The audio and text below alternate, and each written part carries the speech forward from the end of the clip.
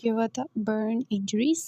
उसमें से we were discussing about the classification of burns, we discussed about the classification of burns, we discussed about the severity of the injury, prognosis के major determinants क्या होते हैं when we refer the patient to the burn centre, और फिर pre hospital care हमने देखी थी, और असेसमेंट ऑफ बर्न पेशेंट का हम कर रहे थे। असेसमेंट में हमने क्या किया था, हमने उसकी एयरवे मैनेजमेंट की थी और असेसमेंट ऑफ एयरवे की उसकी मैनेजमेंट की थी। अब हम डिस्कस करने लगे next assessment of burned area की परसेंटेज। तो जो बर्न्ड एरिया की परसेंटेज है उसकी असेसमेंट हम किस तरह से करते हैं, परसेंटेज लेते हैं टोटल बॉडी सरफेस एरिया, और उसके लिए हमारे पास डिफरेंट मेथड्स होते हैं for the calculation of this small and patchy areas of Burns. अगर तो बहुत पैचेस के फॉर्म में है ना, मतलब फॉर एग्जांपल छोटे छोटे पैचेस बने हुए हैं, ये एक पैच है, ये एक पैच है, ये एक पैच है बर्न्ड एरिया का, ऐसे पैचेस बने हुए हैं छोटे छोटे। तो इस केस में जो है हम क्या करते हैं कि हमारा जो पेशेंट का हैंड है, पाम और डिजिट्स, वो कितना है 1% है। तो फिर हम क्या करते हैं कि 1% 1% 1% करके जो है ना उसको कंप्लीट करते हैं। ठीक है, तो उतना हम पेपर काट लेते हैं और उससे जो है ना 1% लेके जितना होता है हम कहते हैं 1%, एक हाथ जो है वो 1% के इक्वल है। तो इस तरह से ना हम उसकी कैलकुलेशन कर लेते हैं। दूसरा हमारे पास क्या होता है कि रूल ऑफ 9 है। रूल ऑफ 9 क्या है कि हम पेशेंट की बॉडी को 11 पार्ट्स में डिवाइड करते हैं। या आपने फोरेंसिक में पहले पढ़ा हुआ है ऑलरेडी, जैसे आपको ये नज़र आ रहा है 11 पार्ट्स में हमने डिवाइड करना है। दिस इज़ रूल ऑफ 9, इसको हम फॉलो करते होते हैं, जिसमें क्या है कि टोटल जो होता है ना वो 99% होता है, और 1% जो है ना हमारा वो होता है जेनिटेलिया का। यहाँ पे आपको जेनिटेलिया नज़र आ रहा है, ये जो 1% है, दिस वन, ये 1% है, और बाकी जो है ना 99% बनाते हैं। किस तरह से, मैं अगर आपको ऊपर से शुरू करें, हेड और नेक, हेड, सर और गर्दन, ये कितनी होगी, 9% होगी। राइट आर्म जो है वो 9% है, और लेफ़्ट आर्म जो है वो 9% है। ठीक है, फिर आ जाता है चेस्ट जो है वो क्या है, 9% है। एब्डोमेन कितना है, 9% है। ठीक है, अपर बैक जो है वो क्या है, 9% है। लोअर बैक क्या है, 9% है। मतलब ये जो आपको नज़र आ रहा है ना, 18% फ्रंट, 18% बैक, इट मीन्स के जो है 18% ये जो लिखा हुआ है ना, मतलब कि चेस्ट वाला आगे वाला हिस्सा और बैक का ऊपर वाला हिस्सा, ये 18% है। और 18% बैक मतलब कि नीचे वाला एब्डोमेन का 9% और लोअर बैक का 9%, तो फिर ये 18% बनता है। तो ये हमारा हो गया। और नीचे अगर टांगों की तरफ आ जाएँ तो राइट थाई जो है वो 9% है, लेफ़्ट थाई जो है वो 9% है, राइट लेग जो है वो 9% है, और लेफ़्ट लेग जो है वो 9% है।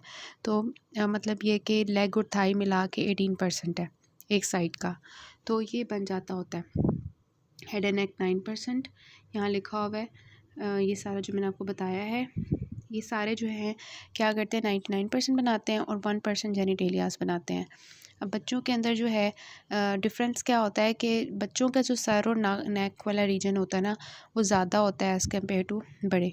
लेकिन यहाँ पे आप डिफरेंस नोट करें कि अडल्ट के केस में 9% है हेड और नेक का, और बच्चों का आप देखें 18% है सर का हिस्सा, जबकि बच्चों की टांगें देखें कि वो 14% है। ठीक है, थाई एंड लेग का 14% है, जबकि बड़ों का क्या था, 18% था। तो ये डिफरेंस आ जाता है, बाकी सारा कुछ सेम होता है। इसके अलावा हमारा जो है लंड एंड ब्राउडर चार्ट होता है, ये होता है, it is one of the most accurate methods जो कि size of Burns of adult and children के लिए होता है। इसकी डिटेल में जाने की ज़रूरत नहीं है क्योंकि ये इंपॉर्टेंट नहीं है, आपसे पूछा जाता है कौन सा रूल ऑफ 9, वो आपने याद कर लेना है। उसके बाद आ जाता है कि हमने अभी टोटल सरफेस एरिया कैलकुलेट कर लिया। अब हमने जो है ना depth of burn, the Burns की डेप्थ कितनी है उसको असेस करना है। तो इसके लिए कोई डेफिनेटिव मेथड तो नहीं है हम डेप्थ मेजर करें, लेकिन हम क्लिनिकल फीचर्स देखते हैं of the partial thickness and full thickness Burns, जो कि मैंने आपको पहले भी बताए थे। क्लिनिकल फीचर्स के ब्लिस्टर्स किस में बनते हैं, एशकार किस में बनता है, उसकी बेसिस पे हम चेक कर लेते हैं। और जो है किस में सेंसेशंस लॉस हो जाती हैं, किस में कैपिलरी रीफिल टेस्ट करते हैं तो वो इस तरह से आता है, तो उसकी बेसिस पे हम जो है ना डेप्थ को मेजर करते हैं। अब कॉजेज़ क्या हैं बर्न्स के, उनकी डेप्थ जो है वो ऐसी है कि जो स्कार्स होते हैं, मतलब स्कार्स मतलब कि किसी के ऊपर गर्म पानी गिर गया, गर्म चाय गिर गई है, तो अगर तो स्कार्स होते हैं लिक्विड्स के थ्रू, तो वो मोस्टली ना पार्शियल थिकनेस बर्न्स कॉज करते हैं। मतलब आपको पता है आपके ऊपर भी कभी गर्म पानी गिरा हो तो उसकी वजह से ना पार्शियल थिकनेस बर्न होता है और वहाँ पे छाले बन जाते हैं, ब्लिस्टर्स बन जाते हैं, पता है ना आपको।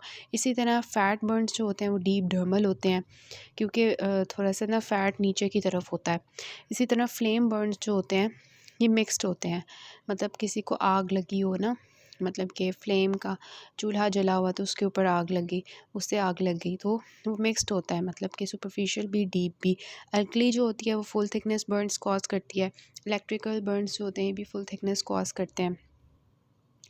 एसिड बर्न जो होता है ये डिपेंड करता है कि वीक कंसनट्रेशन वाला एसिड है कि स्ट्रॉन्ग कंसनट्रेशन वाला है।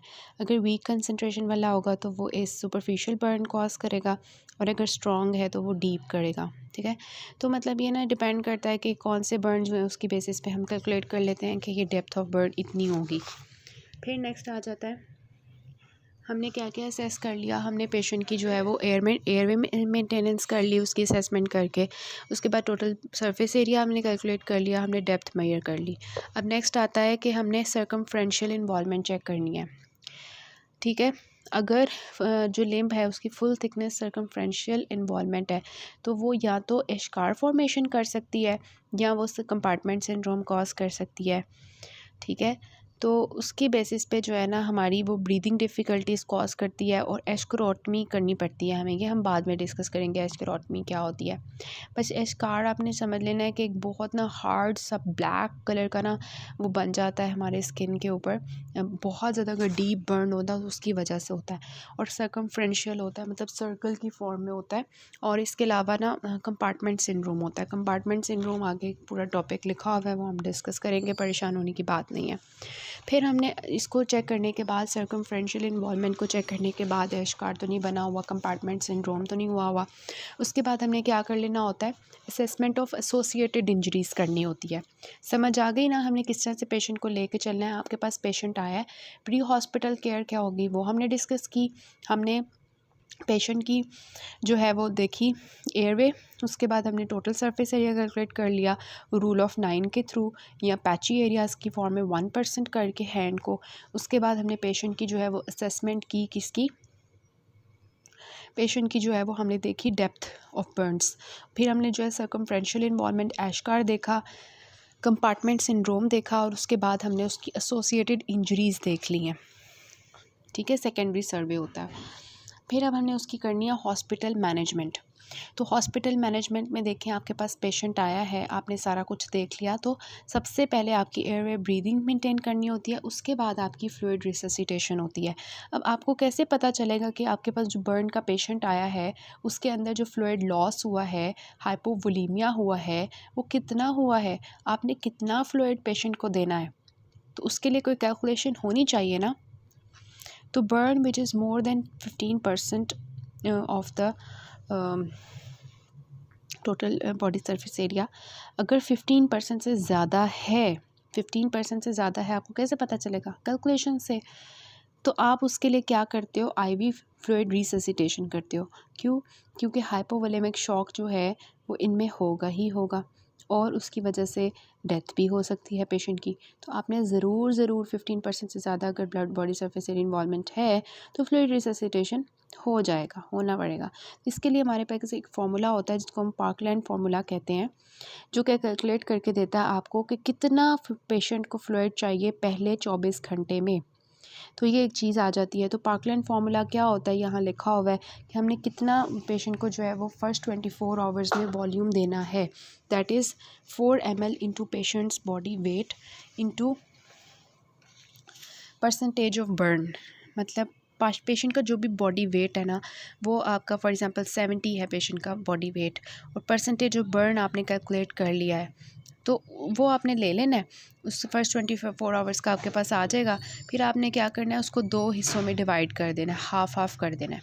किस तरह से कि आपने पहले 8 घंटे, मतलब जो भी आपके पास आया है, आपने उसको 24 आवर्स को, जो 24 आवर्स में आपने उसको फ्लूइड देना है, उसको आपने 2 हिस्सों में डिवाइड कर लेना है, पहले 8 घंटे और फिर बाकी के 16 घंटे 24 घंटे में से। ठीक है, पहले 8 घंटे में आपने हाफ़ देना है जो अभी आपके पास आंसर आएगा, और बाकी 16 घंटे में हाफ़ देना है। ठीक है, तो ये हमारे पास होता है कि 50% ऑफ द वॉल्यूम जो है वो फर्स्ट 8 आवर्स में और 50% जो है वो लास्ट 16 आवर्स में। तो ये हमारा होता है। इसके अलावा सेवरल इंपॉर्टेंट फैक्टर्स हैं, हम इसको मॉनिटर करते हैं, हम यूरिन आउटपुट चेक करते हैं, हम ब्लड प्रेशर चेक करते हैं, हम सेंट्रल वीनस प्रेशर जो है उसको साथ साथ चेक करते रहते हैं। हम यूरिन आउटपुट जो है उसको मेंटेन रखते हैं अप्रॉक्सीमेटली 0.5 ml पर kg पर आवर के लिहाज से अडल्ट्स में, और पेशेंट्स जो कि 30 kg से कम है उनका 0.5 से 1 तक। फिर ये हमारी होती है मेंटेनेंस फ्लूइड। ठीक है, कि आपने फ्लूइड पेशेंट को दिया पहले 24 घंटे में कैलकुलेट करके, कहाँ से, पार्कलैंड फार्मूला से। अब आपने मेंटेनेंस डोज देनी होती है 24 घंटे के बाद, आपने कितना फ्लूइड देना है वो आपकी मेंटेनेंस डोज होगी। तो कैसे दोगे? पहले 10 kg के लिए आप जो है वो 100 ml पर kg दोगे, नेक्स्ट 10 kg के लिए आप 50 ml पर kg दोगे, और अबव 20 जितने भी होंगे उसके लिए आप 20 ml पर kg दोगे। अब चिल्ड्रन के लिए जो है वो मतलब 100 50 20 10 10 20। ठीक हो गया। तो इसका जो है ये होता है। अब देखें 100 फॉर फर्स्ट 10 kg, मतलब किसी का वेट फॉर एग्ज़ाम्पल 60 kg है, तो आपने क्या किया, सबसे पहले 100 इंटू 10 किया तो वो 1000 आ गया। फिर आपने 50 ml पर kg के लिहाज से क्या किया कि 50 इंटू 10 किया तो वो आपके पास 500 आ गया। और फिर आपके पास जो है, क्योंकि 60 kg टोटल है ना, तो आप क्या करोगे, अबव 20 जितना भी kg है ना, मतलब कि अब 40 kg रह जाता है ना, 60 में से 20 ऊपर हमने कर लिया फर्स्ट 10 और सेकंड 10 के लिए, बाकी रह गए 40 को 20 के साथ मल्टीप्लाई करेंगे तो वो आपके पास आ जाता है 800। तो आपने 800 प्लस 500 प्लस 1000 किया तो you will have the answer of maintenance dose जो आपने देनी है पेशेंट को। समझ आई? अगर मैं आपको कहती हूँ किसी का वेट 670 kg है, तो उसमें क्या होगा, पहले 100 इंटू 10 होगा, फिर 50 इंटू 10 होगा, और फिर 20 इंटू, बाकी का कितना रह गया 70 में 50, तो हाँ 20 इंटू 50 करोगे तो वो आपका जो आंसर आएगा वो करोगे। ठीक है, तो इस तरह से लेके चलते हैं। बच्चों के लिए हमारी स्पेशल कंसिड्रेशन होती है कि हम इसके लिए जो पार्कलैंड फार्मूला में मॉडिफिकेशन करते हैं वो क्या होती है कि मॉडिफाइड पार्कलैंड फार्मूला होता है। इसमें कि हम क्या करते हैं कि 4 ml को पेशेंट के बॉडी वेट के साथ मल्टीप्लाई करते हैं और परसेंटेज ऑफ बर्न के साथ मल्टीप्लाई करते हैं, लेकिन इसमें हम मेंटेनेंस फ्लूइड को भी मल्टीप्लाई करते हैं। पहले हमने क्या किया था, हमने जस्ट 4 ml को बॉडी वेट के साथ और परसेंटेज ऑफ बर्न के साथ मल्टीप्लाई किया था। यहाँ पे हमने क्या करना है कि 4 ml को पेशेंट के बॉडी वेट और परसेंटेज ऑफ बर्न के साथ मल्टीप्लाई करके मेंटेनेंस फ्लूइड के साथ भी मल्टीप्लाई करना है, तो इससे आपका फाइनल आंसर आएगा।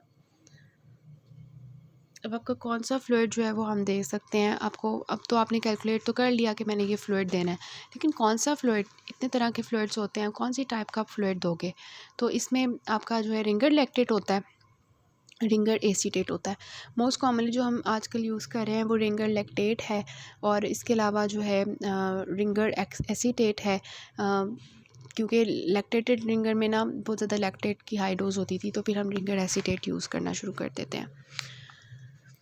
ठीक है, अब क्योंकि कैपिलरी लीक भी हो रहा होता है तो क्या होता है कि हम बर्न सेंटर्स कहते हैं कि कोलॉइड्स यूज़ नहीं करने, या दूसरे ब्लड प्रोडक्ट्स जो हैं वो यूज़ नहीं करते, और इनको जो है अगर हम अर्ली फेज़ में यूज़ करें तो उसकी वजह से टिश्यू एडेमा हो सकता है और लंग कॉम्प्लिकेशंस हो सकती हैं। और इसके अलावा कोलॉइड्स से इतना खास फ़र्क नहीं पड़ता और इसके अलावा ये क्रिस्टलॉइड से ज़्यादातर महंगे भी होते हैं। मतलब इस वजह से ना हम कोलॉइड ब्लड प्रोडक्ट्स ये यूज़ नहीं करते। कौन से टाइप्स ऑफ फ्लूइड्स यूज़ करते हैं आपने हमेशा याद रखना है बर्न पेशेंट्स में, क्योंकि देखें कि कैपिलरी में से सारा फ्लूइड जो है वो निकल के जो है एक्स्ट्रा सेलुलर स्पेस में जा रहा है। तो अगर आप कोलॉइड्स दे दोगे तो वो तो जो है ना बहुत ख़तरनाक बात है। इस वजह से आप क्या करते हो कि इन पेशेंट्स के जो फ्लूइड्स यूज़ करते हो वो रिंगर एसीटेट या रिंगर लैक्टेट होता है। उसके बाद आ जाता है कि आपने ट्रीटमेंट कैसे करना है बर्न वूंड का। अभी आपने उसको फ्लूइड्स दे दिए, वो बंदा जो है वो रिससिटेट हो गया, उसकी एयरवे ब्रीदिंग सर्कुलेशन सारा कुछ ठीक हो गया। अब आपने क्या करना है, वो जहाँ पे उसको बर्न हुआ है उसको आपने कैसे ट्रीट करना है, ये भी एक बात होती है। तो आपको पता है कि इसमें हम क्या करते हैं कि एंटीबैक्टीरियल जो ड्रेसिंग होती है वो हम यूज़ कर सकते हैं। अगर हमारा मतलब डिपेंड करता है ना कि डेप्थ कितनी है वूंड की, उसकी बेसिस पे हम उसकी करेंगे ना ट्रीटमेंट। तो अगर सुपरफिशियल पार्शल है तो उस केस में हम क्या करेंगे, एंटी बैक्टीरियल ड्रेसिंग करेंगे, उसके बाद हम सर्जिकल डिब्राइटमेंट करेंगे। लेकिन ना बहुत ज़्यादा एग्रेसिव नहीं करनी, क्योंकि अगर हम एग्रेसिव करेंगे वो पार्शियल थिकनेस जो है वो डीप में कन्वर्ट हो जाएगा। तो एग्रेसिवली नहीं करनी, थोड़ी बहुत सर्जिकल डिब्राइटमेंट कर लेनी है ऊपर ऊपर सुपरफिशली बस, ठीक है।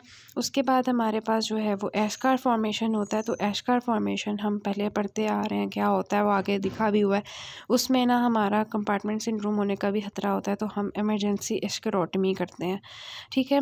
मतलब ये कि हमने एंटी बैक्टीरियल ड्रेसिंग की और डिब्राइटमेंट की, उसके बाद हमने एस्करोटमी की अगर एस्कार फॉर्मेशन हो गई है। उसके बाद जो है क्या होता है कि अगर हमारे पास जो है फुल थिकनेस या डीप पार्शियल थिकनेस वुंड्स हैं, तो उसमें हमने जो है क्या करना है, क्लीन करना है, उसको एंटीबायोटिक ड्रेसिंग देनी है और एंटी बैक्टीरियल जो है ना वो हमने यूज़ करने हैं। कौन से एंटी बैक्टीरियल हैं उनकी बात कर लेते हैं। सो ये आपने पहले भी इन क्रीम्स का नाम सुना होगा, ये जो हम यूज़ करते हैं बर्न पेशेंट्स में। और क्वेंच क्रीम हो गई, पोलीफेक्स हो गई, लिग्नोकेन, ये सुनते होंगे आप। जहाँ पे भी घर में किसी को बर्न हो गया तो हम ये यूज़ कर रहे होते हैं। तो वही है, सल्फ़र सल्फाडाइज़ीन है। ये हमारा जो एंटीबैक्टीरियल होता है बहुत अच्छा सूडोमोनास के अगेंस्ट, मर्सा के अगेंस्ट। लेकिन इसका नुकसान क्या होता है सल्फ़र सल्फाडाइज़ीन का, कि ये ल्यूकोपीनिया करवाता है। फिर हमारे पास सिल्वर नाइट्रेट सॉल्यूशन है। ये भी सूडोमोनास के अगेंस्ट इफेक्टिव है, but it causes hyponatremia and methemoglobinemia, ठीक है।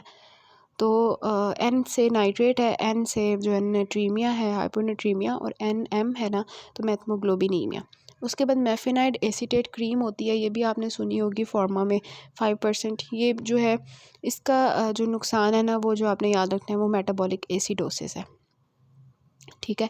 और इससे पेन भी होती है। उसके बाद जो ऊपर हमने सल्फ़र सल्फाडाइज़ीन है उसको हम सीरियम नाइट्रेट के साथ मिला के यूज़ कर सकते हैं। तो ये जो है ना हम फुल थिकनेस बर्न्स के लिए यूज़ करते हैं, क्योंकि ये जो सीरियम नाइट्रेट होता है ये स्टेराइल एस्कार बनाता है और इम्यूनिटी जो है ना उसको अच्छा करता है बर्न पेशेंट में, और फिर बैक्टीरिया भी नहीं आते उधर। फिर रिस्टोरेशन ऑफ एपिडर्मल कवर है। वो कहते हैं कि प्राइमरी जो है प्राइमरी एक्सियन ऑफ द एस्कार करते हैं, और स्प्लिट थिकनेस स्किन ग्राफ्टिंग जो है ना वो हम प्लेस करते हैं, ठीक है। मतलब कि अगर आपको लग रहा है ना कि किसी पेशेंट को इतना डीप बर्न हुआ है कि उसका सारा एपिडर्मिस ही उतर के गिर गया, तो फिर आप ऑब्वियसली क्या करोगे कि वहाँ पे जो गंद वगैरह है उसको निकालोगे और वहाँ पे ग्राफ्टिंग करोगे ना, स्किन ग्राफ्टिंग करोगे, नई स्किन लगाओगे, ठीक है। तो वो यहाँ लिखा हुआ है। लेकिन इसको आप बिल्कुल ऐसे नहीं कर सकते कि क्योंकि एपिडर्मिस डैमेज हुई है ना बस, तो आपकी जो उस पेशेंट की नर्व सप्लाई होगी वो तो इंटैक्ट होगी, पेशेंट को पेन हो रही होगी, तो फिर आप जनरल एनेस्थीसिया के अंदर करते हो सारा कुछ। और फिर आप डिलेड ग्राफ्टिंग भी कर सकते हो। और उसके बाद जो है ठीक है, उसके बाद जो है वो ये बस ठीक है। उसके बाद एस्करोटमी आती है। एस्करोटमी हम पढ़ते जा रहे हैं, पीछे ये आपको पिक्चर नज़र आ रही है यहाँ पर, ये वाली देखें, ठीक है। This is escharotomy of chest. ये आपको लाइंस नज़र आ रही होंगी, ये इधर बनी हुई है, ठीक है। ये साइड पे ये लाइंस आपको क्या नज़र आ रही हैं, ये एस्करोटमी है, ठीक है। सबसे पहले हम एस्कार पढ़ते हैं ना, हम पीछे पढ़ते आ रहे हैं यार, इतना डीप बर्न होगा तो वो ब्लैक सा सर्कमफ्रेंशियल सा एक बन जाएगा एस्कार, तो उसे पता चलेगा कि ये डीप बर्न है। तो एस्कार जो होता है उसकी हमने एस्करोटमी करनी होती है, ठीक है। तो एस्कार क्या होता है, it is coagulated necrotic skin. Coagulation हो जाती है, उसकी वजह से नेक्रोटिक स्किन बन जाती है, बहुत ही ना मरी हुई स्किन हो जाती है ड्यू टू डीप बर्न। तो इट इज़ अ रिजिड होता है, इतना सख्त लेदर की तरह ना सख्त हो जाता है और एक्सपैंड भी नहीं करता। और वहाँ पर फ्लूइड और प्रोटीन सारा जो है वो निकल के टिश्यूज़ से बाहर आ जाता है, ठीक है। तो अब जो है ना उसकी वजह से वास्कुलर सप्लाई भी प्रॉब्लम हो जाता है, इस्कीमिक नेक्रोसिस हो जाता है, कंपार्टमेंट सिंड्रोम होने का खतरा होता है। तो इसको अवॉइड करने के लिए फिर हम क्या करते हैं, हम एस्करोटमी करते हैं। It is surgical incision over the eschar and superficial fascia to relieve the pressure of the underlying structure। समझ आई क्यों हम एस्करोटमी कर रहे हैं, क्यों हम पेशेंट की स्किन को काट रहे हैं। क्यों कर रहे हैं, स्किन को काट रहे हैं यार, स्किन क्यों काट रहे हैं पेशेंट की? क्योंकि वो इतना ज़्यादा डीप बर्न हुआ है, कोगुलेटिव नेक्रोटिक स्किन है कि वो रिजिड सा एक बन गया हुआ है। It can hamper the vascular supply of the limb. अगर हम उसको नहीं करेंगे, उधर इतना ज़्यादा प्रेशर बिल्डअप हुआ होता है कि हम जो अगर उसकी एशक्रोटमी नहीं करेंगे तो वास्कुलर सप्लाई कॉम्प्रोमाइज़ होगी और नेक्रोसिस होगी फर्दर, और ब्लड सप्लाई कॉम्प्रोमाइज़ होगा। तो इस वजह से उस प्रेशर को रिलीव करने के लिए हम क्या करते हैं, सर्जिकल इंसिजन देते हैं over the eschar and superficial fascia. ठीक है, तो इसकी जो लाइंस होती हैं वो अपर लिम्ब के ऊपर होती है, mid axial, anterior to elbow to avoid the ulnar nerve damage. Hand के ऊपर होती है, ये याद करने की ज़रूरत नहीं है, mid line in the digits. Lower limb पे होती है, चेस्ट पे होती है। तो ये अब इस दौरान बहुत ज़्यादा ब्लीडिंग भी हो सकती है, तो एडिक्वेट ब्लड जो है ना हमारे पास साथ साथ होना चाहिए। ये नहीं हम काटते जाए और पेशेंट जो है ब्लीडिंग के साथ ही उठ जाए। ठीक है, ये डिजिट्स का दिखाया हुआ है और ये लिम्स और चेस्ट वॉल का एस्क्रोटमी दिखाई हुई है। अच्छा, उसके बाद ना हमारा आता है कि हमने जो है पेशेंट को एस्क्रोटमी कर ली, उसके बाद हमने कॉन्ट्रैक्चर जो है उसको रिलीज़ करना है। इसको हम फिर कैसे करते हैं कि मतलब आपको पता है ना, जब बर्न होता है तो उसके लेट जाके ना वो वहाँ पे कॉन्ट्रैक्चर बन जाता है। तो उसको हम कैसे ठीक करेंगे, फिजियोथेरेपी से और स्किन ग्राफ्टिंग से, और सर्जिकली हम उसको करेक्ट करेंगे। फिर एनाल्जेसिया है, मतलब पेन मैनेजमेंट हमने करनी होती है। समझ आ रही है ना कि हमने हॉस्पिटल मैनेजमेंट कैसे करनी है, एयरवे मैंने मेंटेनेंस करनी है। उसके बाद एयरवे ब्रीदिंग सर्कुलेशन जो है उसको हमने फ्लूइड मैनेजमेंट कर लिए पार्कलैंड फार्मूला से। हमने फ़र्स्ट 24 आवर्स की कैलकुलेट की, फिर हमने मेंटेनेंस डोज की, हमने चिल्ड्रन में कैलकुलेट की। उसके बाद हमने जो है वो क्या किया कि जो फ्लूइड्स हमने उसको देने हैं उसके नाम पढ़े हैं। उसके बाद हमने जो है बर्न वूंड जो है उसकी हमने ट्रीटमेंट की है कि ड्रेसिंग करनी है और डिप्राइटमेंट करनी है, और इसके अलावा हमने उसको कुछ क्रीम्स लगा सकते हैं। और उसके बाद हम जो है स्क्रोटमी कर सकते हैं कंट्रैक्चर को रिलीज़ करने के लिए, फिजियोथेरेपी, स्किन ग्राफ्टिंग करनी है और एनाल्जेसिया अच्छा सा पेशेंट को दे देना है। अगर स्मॉल और सुपरफिशियल बर्न्स हैं तो हमारी जो है वो एनाल्जेसिक्स काम आ सकती हैं, पैरासीटामोल, एनसेड्स है, टॉपिकल कूलिंग है। ठीक है, तो ये चीज़ आ जाती है। उसके बाद लार्ज बर्न्स अगर होते हैं तो फिर हम जो है पेशेंट की पेन जो है उसके लिए मॉर्फिन यूज़ करेंगे। ऑब्वियसली इतनी ज़्यादा पेन होगी पेशेंट को, तो आईवी डोज में मॉर्फिन जो है वो 2 to 5 मिलीग्राम्स हम देते हैं। ठीक है, फिर ऑब्वियसली पेशेंट का हमने पढ़ा कि मेलन्यूट्रिशन का बहुत मसला होता है, तो उन पेशेंट्स को न्यूट्रिशनल रिक्वायरमेंट बहुत ज़्यादा होती है क्योंकि it is a catabolic state. तो जिनका 15% बर्न हुआ होता है या बच्चों में 10% बर्न होता है, उन केसेस में हम जो है उनकी न्यूट्रिशन जो है उसका बहुत ज़्यादा ख्याल रखते हैं। ठीक है, अगर पेशेंट का 20% से ज़्यादा जो है वो बॉडी सरफेस एरिया इन्वॉल्व है तो नेज़ोगैस्ट्रिक ट्यूब डालते हैं, फीडिंग उसकी स्टार्ट कर देते हैं 5 घंटे बाद ही। और इसकी वजह से क्या होता है, म्यूकोजल डैमेज जो है गट को वो नहीं होता क्योंकि उसको खाना जा रहा है।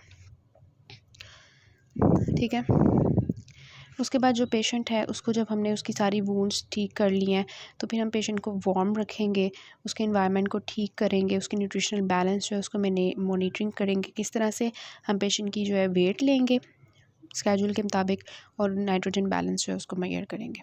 ठीक है, उसके बाद आ जाता है इन्फेक्शन प्रोफिलैक्सिस। इन्फेक्शन प्रोफिलैक्सिस क्या है कि पेशेंट को इम्यूनो कॉम्प्रोमाइज स्टेट है और जो है उसको बहुत ज़्यादा बर्न्स हुए हैं, वहाँ पे impaired local defences of lungs भी हैं, इनवेलिंग कैथेटर्स भी लगे हुए हैं, कुछ लाइंस भी लगी हुई हैं बेचारे को, तो इतनी ज़्यादा इन्फेक्शन होने का खतरा है। तो इस केस में जो है टेम्परेचर भी राइज़ हो जाता है, 101 तक चला जाता है।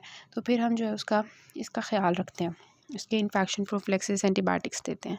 ठीक है, अगर पेशेंट को जो है वो उसका टेम्परेचर ज़्यादा हो गया तो हम एम्पिरिकल जो है वो से पता चलता होगा कि इन्फेक्शन हो रहा है, तो फिर हम क्या करते हैं उसको एम्पिरिकल एंटीबायोटिक थेरेपी देते हैं और उसके लिए हम ब्लड कल्चर्स करवाते हैं इन्फेक्टेड मटीरियल वगैरह के।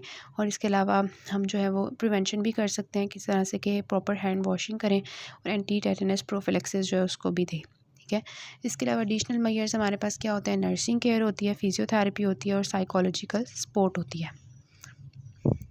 और कर्लिंग अल्सर जो गैस्ट्रिक इरोजन है उसके लिए हम क्या करते हैं, किस तरह से हम उसको प्रिवेंट कर सकते हैं कि हम पेशेंट की फीडिंग जो है उसको जल्दी से स्टार्ट कर दें और उसको जो है पीपीआईज़ दे दें, H2 ब्लॉकर्स, प्रोफिलैक्सिस दे दें ताकि ये अल्सर जो है वो ना बने, क्योंकि आपको पता है अल्सर्स तभी बनते हैं जब एसिडिटी हो जाए और इस तरह से ना पीपीआईज़ दे के उसको ठीक कर लेते हैं। समझ आ गई कि हमने एस्क्लेरोटमी के बाद कंट्रैक्चुअल रिलीज़ की एनाल्जेसिया दिया, उसके बाद स्मॉल सुपरफिशियल बर्न्स के लिए क्या किया, लार्ज बर्न्स के साथ कैसे मेंटेन किया, एनर्जी बैलेंस और न्यूट्रिशन को कैसे ध्यान रखा, इन्फेक्शन प्रोफिलैक्सिस दी, nursing care, physiotherapy, psychological support care, Curling ulcers वगैरह को। तो ये आपके सारे हैं। अब नेक्स्ट पार्ट से हम इसके यूज़ डिस्कस करेंगे और फिर हम प्रोसीड करेंगे, लास्ट पार्ट होगा।